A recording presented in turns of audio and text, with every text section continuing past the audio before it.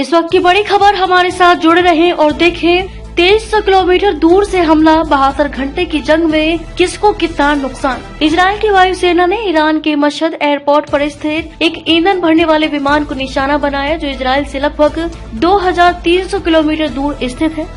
यह हमला operation rising lion की शुरुआत के बाद से अब तक की सबसे लंबी दूरी से की गई कार्रवाई मानी जा रही है। हमले के बाद विमान पूरी तरह जलकर खाक हो गया। ईरान ने इस बीच दावा किया है कि उसने इजराइल के हाइफा पोर्ट पर एक शक्तिशाली हमला किया है। पिछले 72 घंटों में जारी संघर्ष में ईरान को भारी जानमाल का नुकसान हुआ है। रिपोर्ट्स के अनुसार अब तक ईरान में 406 लोगों की मौत हुई है और 650 से अधिक लोग घायल हैं। वहीं ईरानी मिसाइल और ड्रोन हमलों में इजराइल में 16 नागरिकों की जान गई है और कई घायल हुए हैं। इजरायली सेना ने दावा किया है कि उसने तेहरान तक एक एयर कॉरिडोर बना लिया है, जिससे अब वायुसेना सीधे इजराइल से उड़ान भरकर ईरान के किसी भी हिस्से पर हमला कर सकती है। इजरायली हमलों में ईरान के प्रमुख ठिकानों पर प्रहार, परमाणु स्थलों पर हमला। इजराइल ने युद्ध की शुरुआत में ही ईरान के नतनज, फोर्डो और इस्फान जैसे परमाणु स्थलों को निशाना बनाया।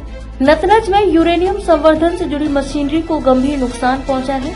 सैन्य ठिकाने और इंफ्रास्ट्रक्चर, तेहरान और अन्य प्रमुख शहरों में सैन्य बेस, मिसाइल निर्माण केंद्र और रिफाइनरी पर हमले किए गए हैं।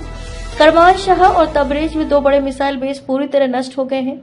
मेहराबाद एयरपोर्ट को नुकसान पहुंचने के बाद उसे बंद कर दिया गया है। वरिष्ठ सैन्य अधिकारियों और वैज्ञानिकों की मौत। अंतर्राष्ट्रीय रिपोर्ट्स के मुताबिक ईरान के army chief major general Mohammad Bagheri, IRGC प्रमुख हुसैन सलामी और कई अन्य सीनियर अधिकारी इस हमले में मारे गए हैं।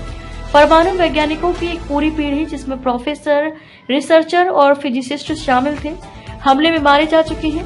ईरान के जवाबी हमले। ईरान ने इजराइल पर करीब 100 से 200 बैलिस्टिक मिसाइल और ड्रोन दागे। इनमें से कुछ ने आयरन डोम सुरक्षा प्रणाली को पार कर लिया, जिससे तेल अवीव, हाइफा, रमात गान जैसे शहरों में भारी तबाही हुई। हाइफा बंदरगाह और वीजबेन साइंस इंस्टीट्यूट जैसे रणनीतिक स्थलों को नुकसान पहुंचा है। कुछ मिसाइलों ने इजरायली सैन्य और आर्थिक ढांचे को भी आंशिक रूप से क्षति पहुंचाई है। ईरान ने इन हमलों में शाहिद हाज कासिम मिसाइलों का उपयोग किया, जिनका वजन 660 से 1500 पाउंड तक था। हालांकि इजरायल और अमेरिका की संयुक्त वायु रक्षा प्रणाली ने अधिकांश हमलों को विफल कर दिया।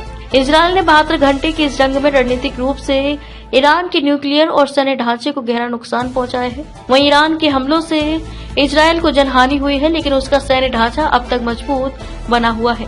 आगे की खबरों के लिए चैनल को सब्सक्राइब जरूर कीजिए। लिंक डिस्क्रिप्शन बॉक्स में है। जय हिंद, जय भारत।